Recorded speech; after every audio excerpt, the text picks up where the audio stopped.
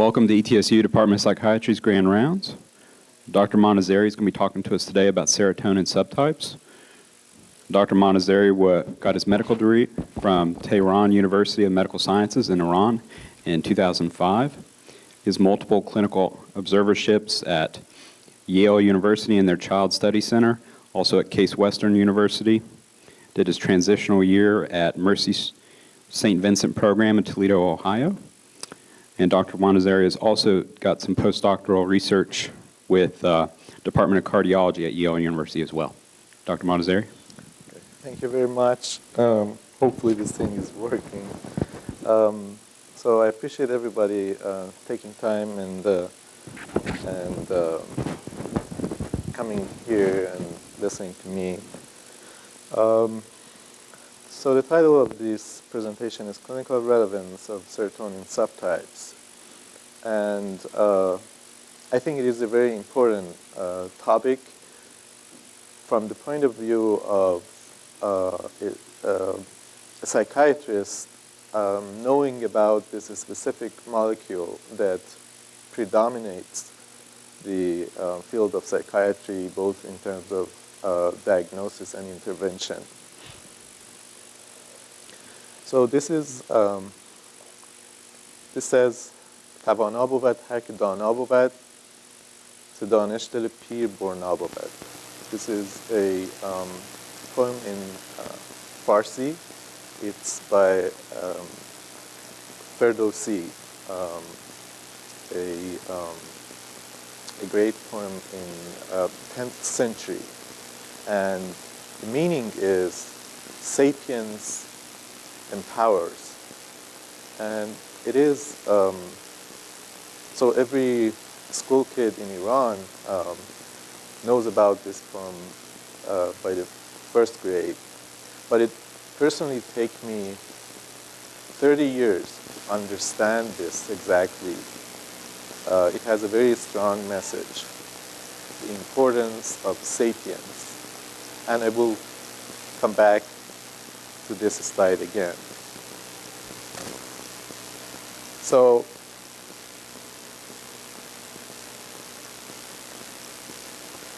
developing sapience about the topic, first we need to break all the misunderstandings about that topic. Serotonin is imagined as a free-floating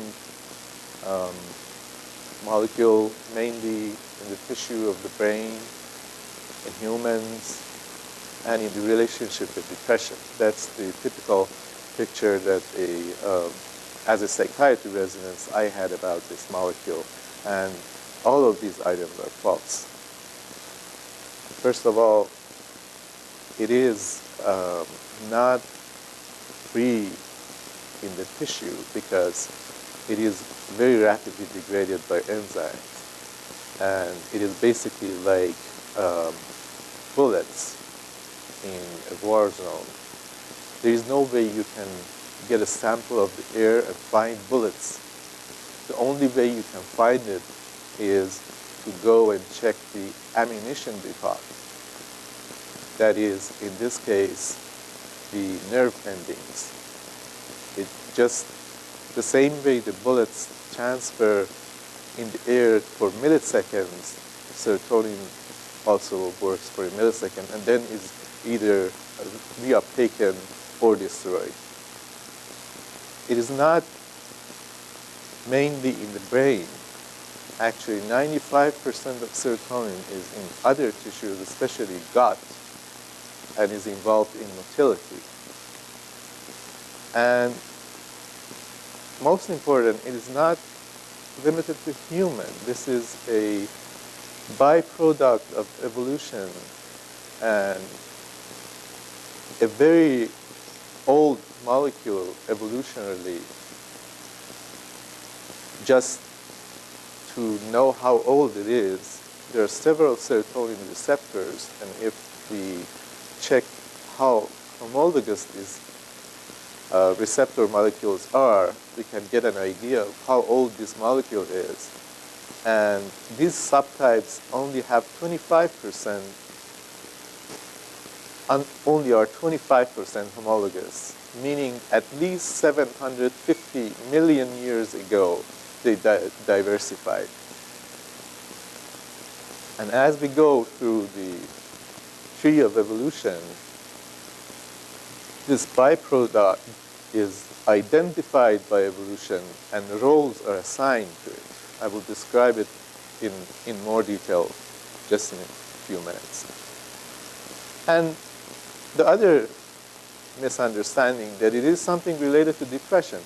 It has a multitude of actions in the body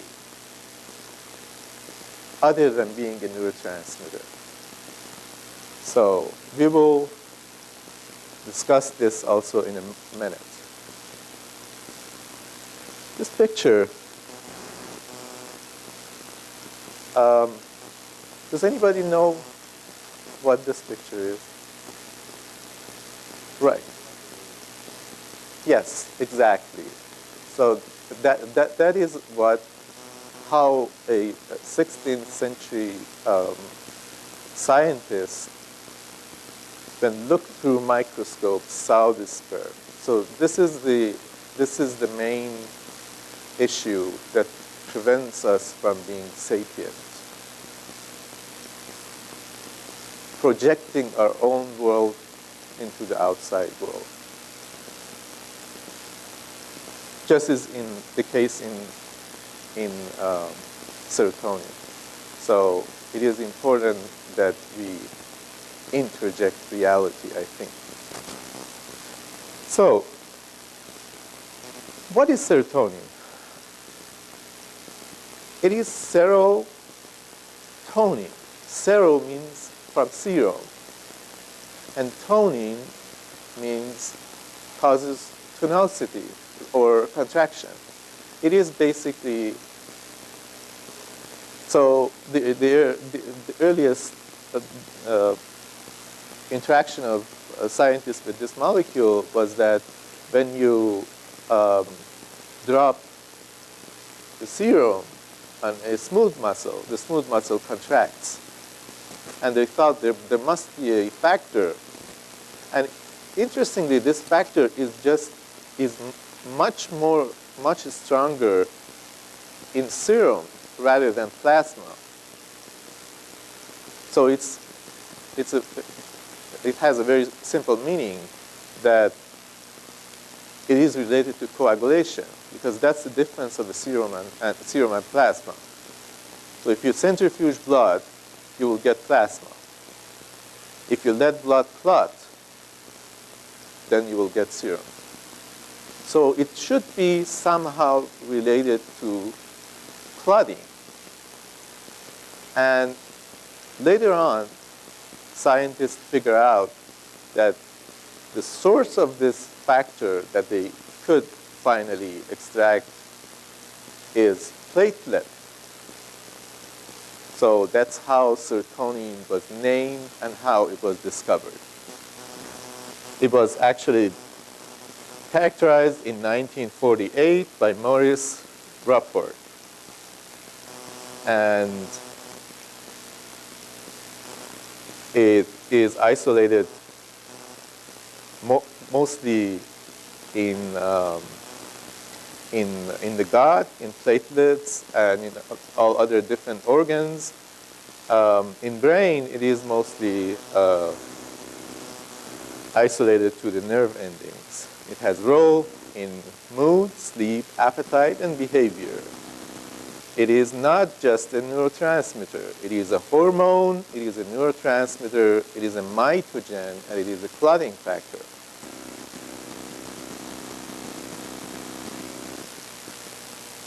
Neurotransmitters predate the formation of nervous system, and this is especially true about serotonin. Serotonin is found in all animals, plants, and most unicellular organisms. But how serotonin reaches this degree of importance in evolution? There are 4 amino acids in nature that are called aromatic amino acids. phenylalanine, histamine, tyrosine, and tryptophan. Tryptophan has a very interesting, so all these four aromatic amino acids have an indole ring. And this indole ring has a specific capability. It absorbs lights. And this is the reason that it has been, that specifically this amino acid tryptophan has been so prevalent in the earliest stages of life on Earth, because it was used in photosynthesis, capturing light. And you have one component that is tryptophan, and then you have another enzyme that was used mostly by plants to create glucose. And this enzyme is named carboxylase. But the interesting property of this enzyme is that it has better combination affinity with oxygen. So when oxygen became prevalent in the atmosphere, it started to serve as hydroxylase. So you have tryptophan and you have a hydroxylase. The result is 5-hydroxytryptophan and later on 5-hydroxytryptamine, that is serotonin. So as you can see, serotonin is a byproduct. It is not, we do not have a gene for serotonin. We just have genes for serotonin receptors.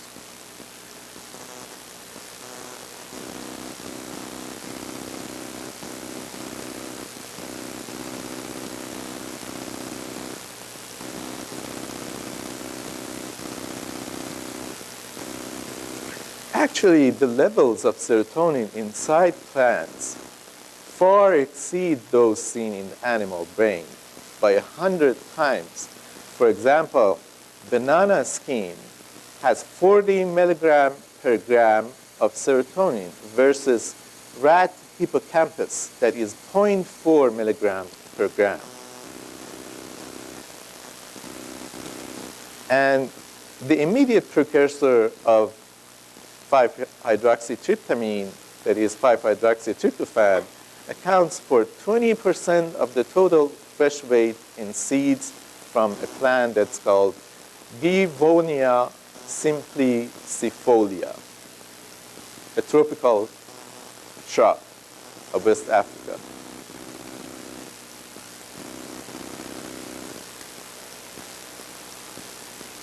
So actions of serotonin in evolution, it's important. I'm trying to extend this, this perspective of serotonin working on depression, and I'm emphasizing so much on evolution and different body organs, so that you know, we have a better perspective, a better, wider perspective of this molecule.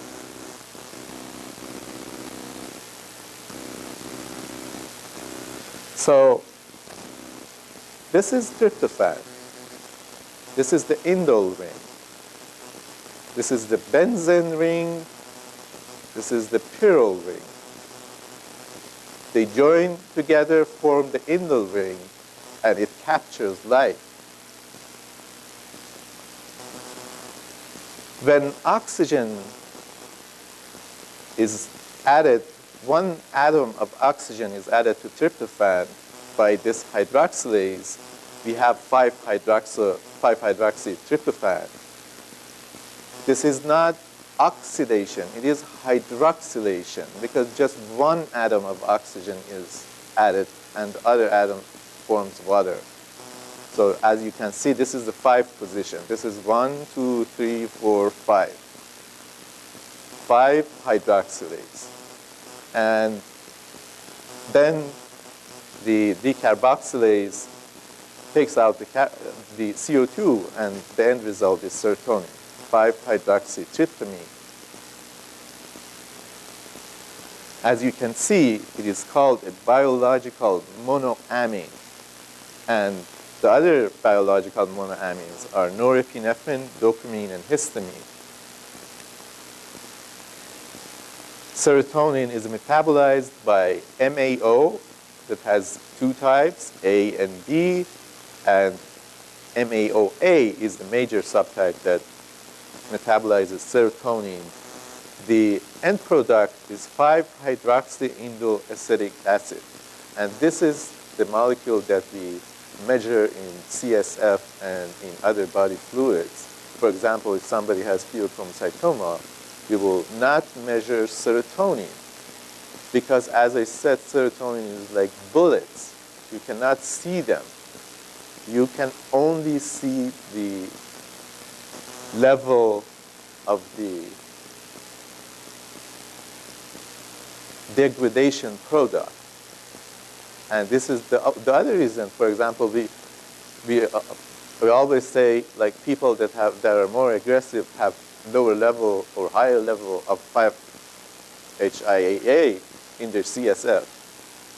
They're not saying they have higher or low level of serotonin, because serotonin acts transiently and then is degraded. This is what we can measure in the body. This is that plant that I said. It has 20% of the weight is 5-hydroxytryptophan. And no wonder it has a very good antidepressant effect.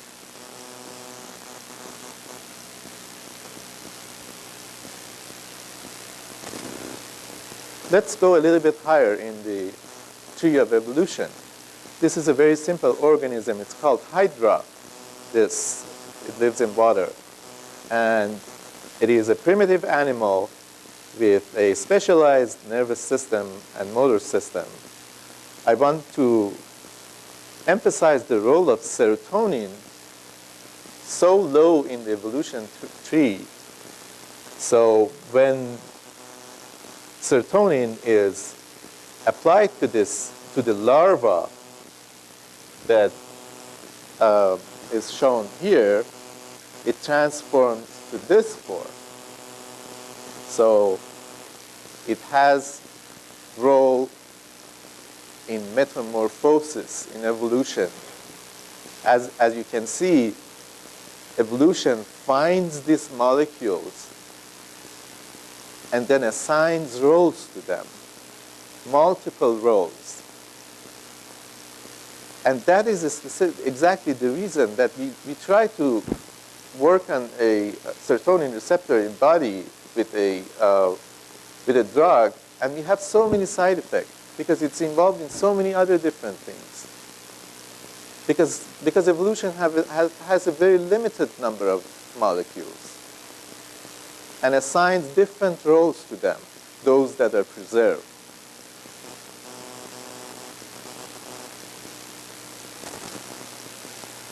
This is called aplegia. It is an extremely large sea slug. The interesting thing about this organism is that it has a primitive brain, and it has been very well studied in psychiatric field, in the field of conditioning. It has very limited responses, like feeding or escaping, and it has been extensively used in psychiatry to study conditioning, like operant conditioning. So the thing about, and as you can see, it just releases all these ink-like stuff when it is exposed to danger. So this, out of 20,000 cells in the nervous system, just 5 are serotonergic. The whole serotonergic system of this this animal has 5 cells. And that's why it is a very good animal to be studied. This is actually the nervous system of this animal. These are all ganglia, and they have been isolated and put in a dish and fixated to the dish. This is the nervous system. And somewhere in here, there are 5 serotonergic cells that have been very well studied. So as we can see, when we go up through the evolution tree, and at this level, serotonin is assigned the role of a modulatory neurotransmitter. So they have studied these cells. They work on interneurons, and when they release serotonin, then downstream you will see the effect on the AMP level and other molecules, as we can see in humans. So as you can see, now serotonin is getting this more specified role in animals.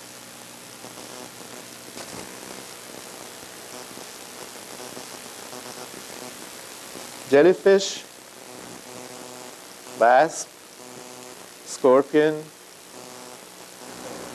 Does anybody know what this is? This plant?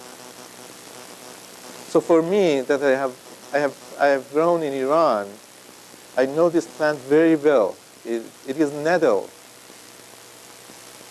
It is a very notorious plant, and for somebody that has had the pain of being touched by this plant, it will never forget it.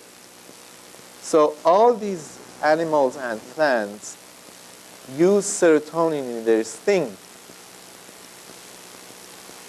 in their poison. There are different other components too, but serotonin acts on the nerve endings, stimulates the nerve endings, and causes intense pain. So if you inject serotonin to a patient, it's like just the worst pain in the world. So as I said, evolution finds a molecule and assigns roles. This is a role that's been assigned. Okay, now I think we have had enough of evolution, and we are going to take a look at the sources of serotonin in the body. As I said, 90% of serotonin in human body is isolated to gastrointestinal tract, and there are these enterochromaffin cells that release serotonin in response to mechanical and neural stimuli of the system that controls the motility of the GI. And it has a role in modulating the motility. And that is specifically the reason when we give, for example, sertraline to a patient, they will get diarrhea. So the other 10% is located in central nervous system, in platelets. What is the function of serotonin in platelets? It aggregates platelets. It is a weak aggregator of platelets that, along with 2 other molecules, that is thromboxane and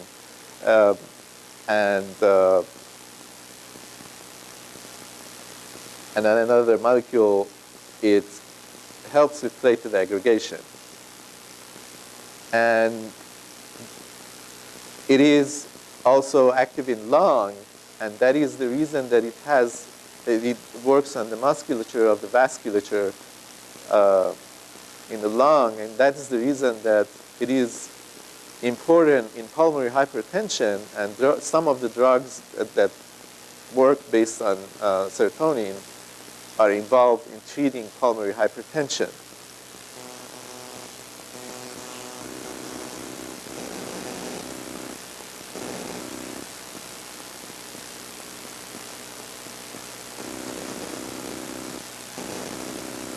So let me give you an example of how the role of serotonin in GI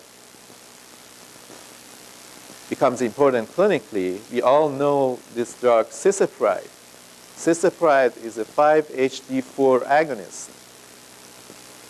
And The release of, as I said, the release of serotonin from enterochromatin cells is stimulated by mechanical and neural input in the intestinal tract and initiates peristaltic and secretory reflexes. So again, I'm trying to broaden this view of serotonin as a molecule that is related to depression. Another molecule, another drug that we all know is metoclopramide. It is a 5-HT4 agonist. 5-HT4 is another subtype of serotonin receptor. Serotonin is also involved in emesis, and in the area of postrema in the brain, it has a role in perceiving chemical triggers and generating the emesis reflex. And interestingly and predictably, some of the most potent anti-emetics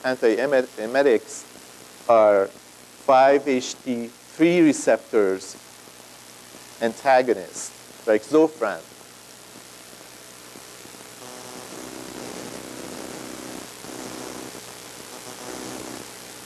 And actually, all these cetrones, like oldancetrones and other molecules in this family are 5-HT3 antagonists. As I said, different roles in different areas of the body. In musculature contraction, in platelet aggregation and clotting. For example, in the uterus, it has effect on contraction. It works on the tumescence in erection, and that's the reason when we manipulate this molecule with our drugs, we get sexual dysfunction, actually specifically erection problems. And this is the serotonergic system of the brain. Major serotonin-containing nuclei, both ascending to forebrain and descending to medulla and spinal cord, are tracts that originate from this Raphe nuclei here. And as I said, the role is neuromodulation. So you should not make the mistake of looking for a specific tract, white tract in the brain that is associated with serotonin and starts from this nucleus and stimulates the other part. It works on modulating the whole system. And in such general characteristics like mood, sleep, appetite, anger, and all these different roles. Another source of another part of the serotonergic system is the reticular formation. That's again here. Okay, this is the nerve ending. As we can see, tryptophan is hydroxylated to 5-hydroxytryptophan and then decarboxylated to 5-hydroxytryptamine. And this molecule is not free like it is shown here. It is in vesicles. If it ends up to be free in the nerve ending, in milliseconds, it is inactivated by MAO. So it is in these vesicles, it is secreted, it works on the receptors, on the postsynaptic membrane, and after milliseconds, it is either degraded in the synaptic space by the enzyme or reuptaken by this molecule that is called SERT. and serotonin reuptake, basically transporter. And when it is reuptaken, it is again restored in the vesicles, as I said here. So you see how closely monitored is the metabolism of serotonin in the body. 99% of serotonin is intracellular. As I said, just like bullets in an ammunition depot. Now let's take a look at the receptors. So we have 7 classes of receptors, 5-HT1 to 5-HT7 receptors, and all of them, but 6 of these 7 subclasses are involved in G protein coupled, are actually G protein coupled receptors. As we know, G coupled signaling, there are molecules that are attached to the to some transmembrane proteins, and when a ligand binds to the receptor, then part of this molecule is released and has some function downstream. For example, works on adenylate cyclase, or this way changing the level of CAMP or other pathways. This 5-HT3 is the only one that is an ion channel. It is different than the others. And as you can see here, I have just put a couple of examples about each one of these receptors. 5-HT1, an example, a clinical example of buspirone is 5-HT1A agonist, and triptans. Again, serotonin has a very specific role in migraine, and some of the agonists are the most potent anti-migraine medication, like triptans, like sumatriptan, alotriptan, or other different triptans. And then 5-HT2, an example is olanzapine, that along with having affinity and working as agonists or antagonists for different other molecules like dopamine, or it also acts as an antagonist of 5-HT2. Another example is cyproheptadine, that is an antagonist of 5-HT2. So cyproheptadine, when is it used? For example, it is used in serotonin syndrome. And as you can see, none of these drugs that, like majority of these drugs that we are talking about, do not have a role as antidepressant. They have all these different roles, like in this case, in serotonin syndrome, or for sexual dysfunction side effects of SSRIs. 5-HT3, as I said, are antiemetics, like Zofran. 5-HT antagonists. 5-HT4 are prokinetics. Examples are cisapride, metoclopramide, and pegoserod. And these are all agonists of 5-HT4. 5-HT5, it's not well known, and 6 has the antagonist and agonist have different function, and mostly are the medication that are based on the agonist or antagonist property of this receptor work as antidepressant and anxiolytics. Some of them are also neurotropic, meaning working on cognition enhancers, or anorectics. And then we get to 5-HT7, that some of the antagonists work as antidepressant, anxiolytic, and neurotropic. Now I will quickly go through these receptors one by one. As I said, this is G protein coupled receptor. We have the G protein has 3 subunits, gamma, beta, and alpha. And when the ligand is attached to this transmembrane part, then the alpha part dissociates from gamma and beta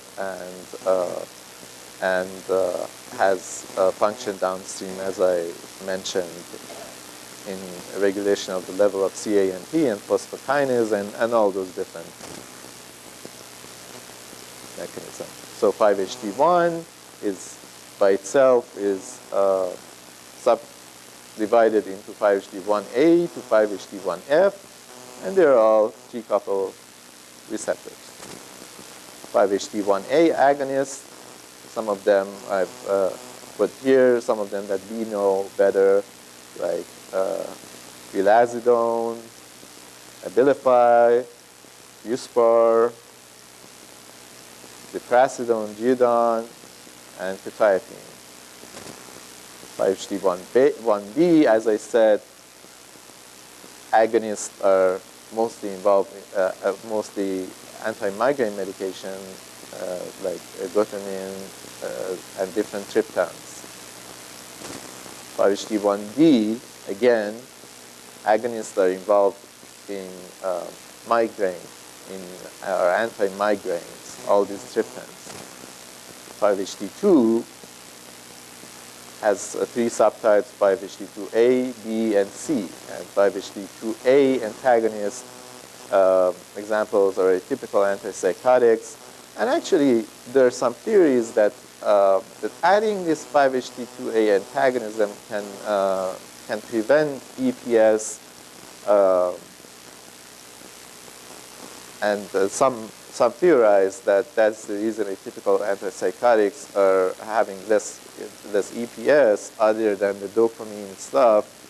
But it is just at the level of a theory, and there are evidence. There are pros and cons to this theory. And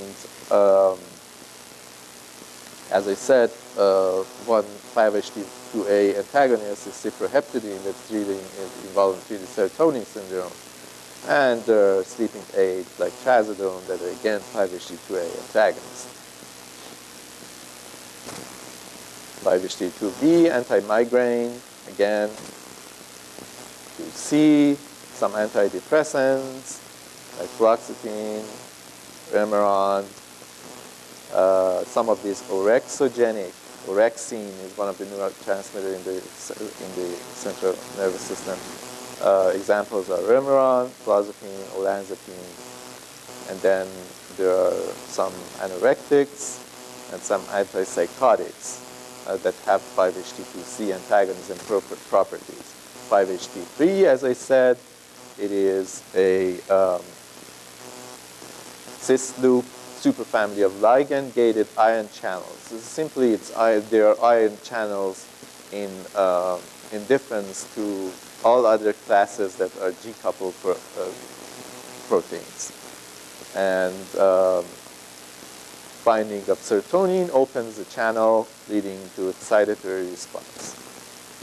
Antagonists, antiemetics, like Zofran.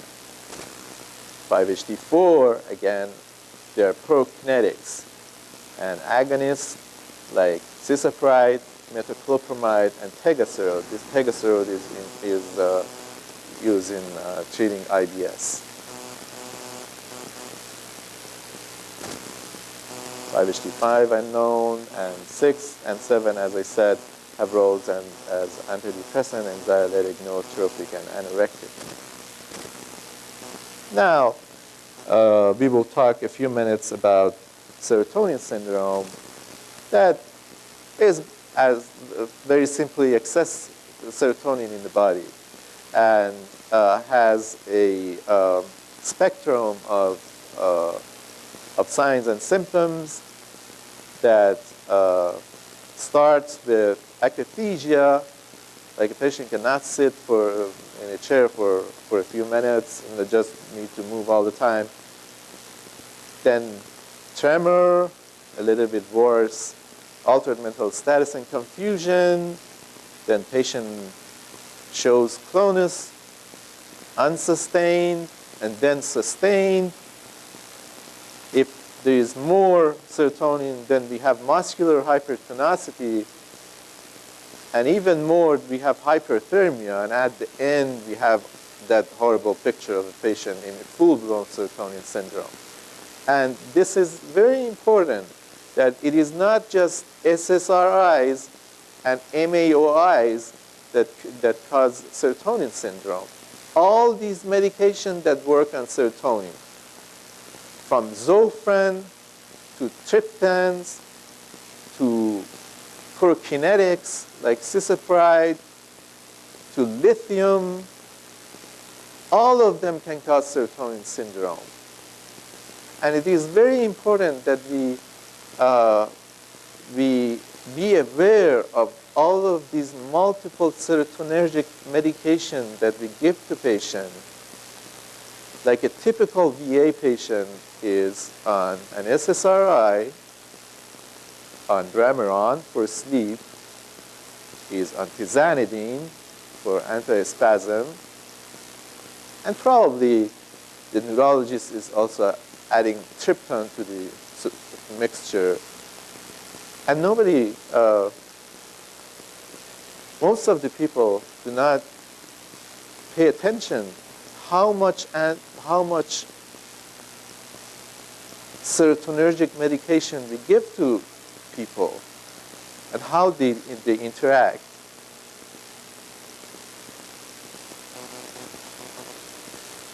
So this is the reason that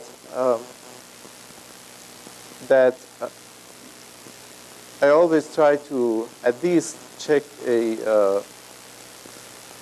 I have this reflex hammer with me all the time. I will check the reflex for the clonus, and at least I can have some idea, because most of the people are somewhere in this range, our patients. We just don't identify them. At least I can figure where in the spectrum they are. So this is the famous New England Journal picture. As you can see, a serotonin syndrome, patient has tachycardia, patient has autonomic instability, often is hypertensive.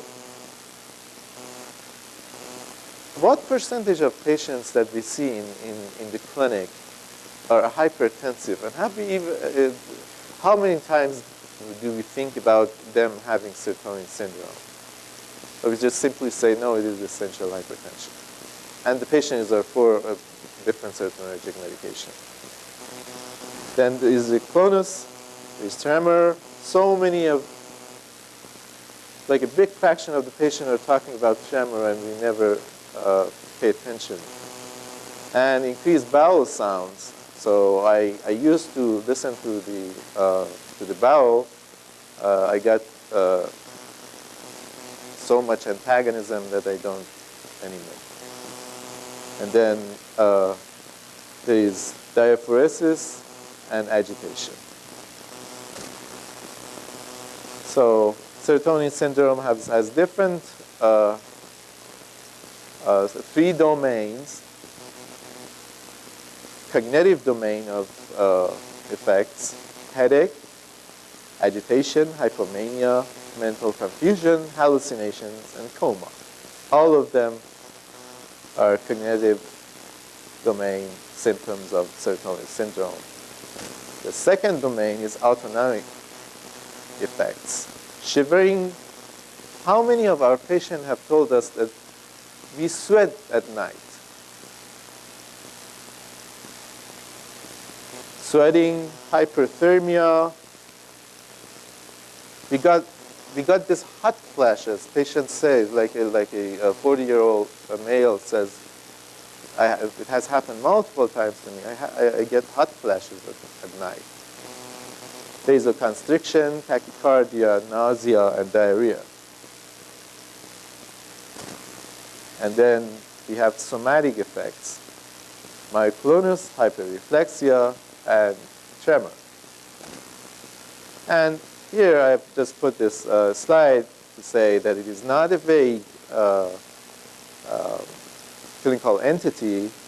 There are specific criteria for serotonin syndrome. It's called the Sternbach criteria. So it says, I will read it so that, I think because it's so important that it merits reading it word by word.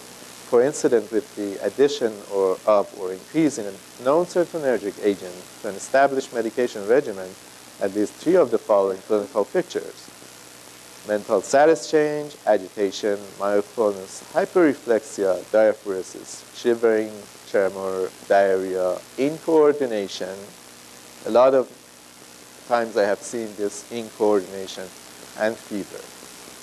And then the other criteria is other etiologies have to be ruled out, and a neuroleptic agent has not been started because we don't want to confuse this with neuroleptic malignant syndrome that is related to dopamine. Okay, so what is this? Does anybody know this? What is the name of this picture?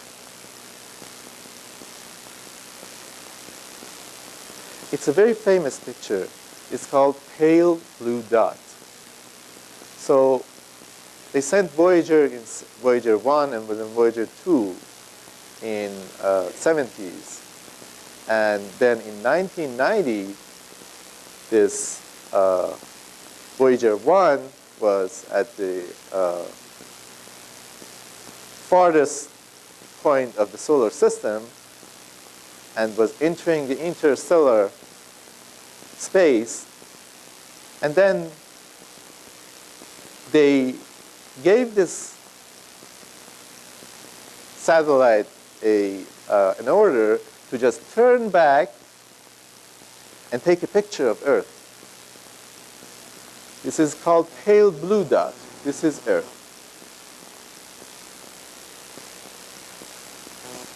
Then they did sapient people. They did something even more interesting. That was a narrow spectrum, that was taken with a narrow spectrum field camera of Voyager 1. Then they took an image with the wide spectrum camera, and then they superimposed this narrow spectrum camera, this zoomed out picture of the Earth on the wide spectrum. So this is sun. This is all refraction. It's not this big. It's all refraction because of the instruments. This is the pale blue dot picture. And somewhere here in this line, it is somewhere here. This is Earth. So this frame is the picture that I showed previously. It is this picture. You see this dot superimposed on a wide spectrum picture. And this is the reality. The reality of Earth. It is not ambiguous. There is no ambiguity here. So I put this picture here because I want to go back again to that poem that says, "Sapience empowers." And this is my impression of sapience. First, we need to look. We need to orient our cameras into the right point, like they oriented the camera here. Then we need to see. And then we need to tolerate the reality. Compare this picture that is the true reality with the biblical story. Center of the world with everything other, projection of our own mind.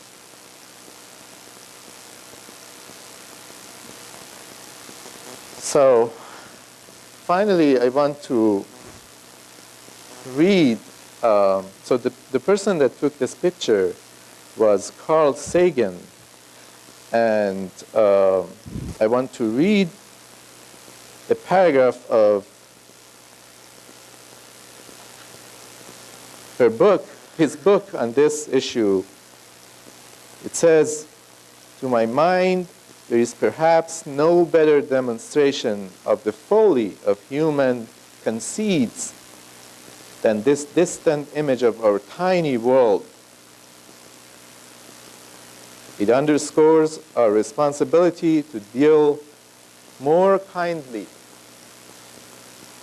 and compassionately with one another, and to preserve and cherish the pale blue dot, the only home we have ever had." So we are all Homo sapiens, but we have the choice to be sapient or not. Let's be sapient, let's be tolerant. That's it. Thank you.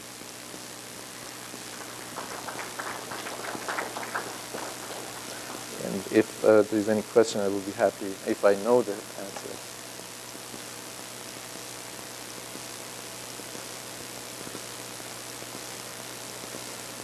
Okay?